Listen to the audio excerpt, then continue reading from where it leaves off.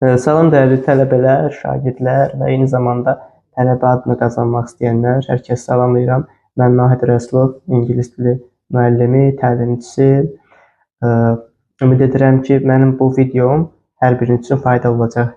İlkin olaraq nəyə vurğulamaq istərdim? Biz bildiyimiz kimi Dövlət İmtahan Mərkəzində universitetlərə qəbul, doktorantura, magistr olsun, ingilis dili artıq demək olar ki, təkmilləşib.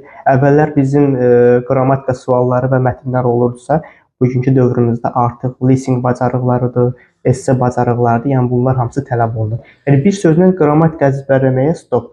Yəni qrammatika bilirəmsə ingilis dilini bilmək deməkdir. O baxımdan mən məsləhət görərdim ki, listening bacarıqlarınızı artırın. Ümumiyyətcə söhbət təbii ki 90 plus və 100 baldan iddiası olan tələbələrdən gedirsə, mən daha məqsədə uyğun bilərdim ki, yəni düzdür, qrammar hardasa vacibdir, amma ən çox bizə lazımdır danışıq bacarığımızı artırmaq. Çünki səbəb nədir? Əgər sən danışa bilirsənsə, yəni tamamı qrammatikanı bilməsən belə danışıqla tənzimləyəcəksən. Okay? Və məsləhətim buradan valideynlərə, eyni zamanda yüksək bal iddiası olan tələbələrədir ki, hansı ki inşallah bu videom çox faydalı olacaq. İlkin olaraq vacib olaraq bilməyimiz danışığı inkişaf elətdirmək, sonra esselər yazmaq. Çünki əgər danışa bilirsənsə məntiqlə, sənin dinləmə bacarığın da var. Düzdürmü Mücahid? Siz də mənə qoşulursunuz. Və eyni zamanda əgər listening bacarığın da var,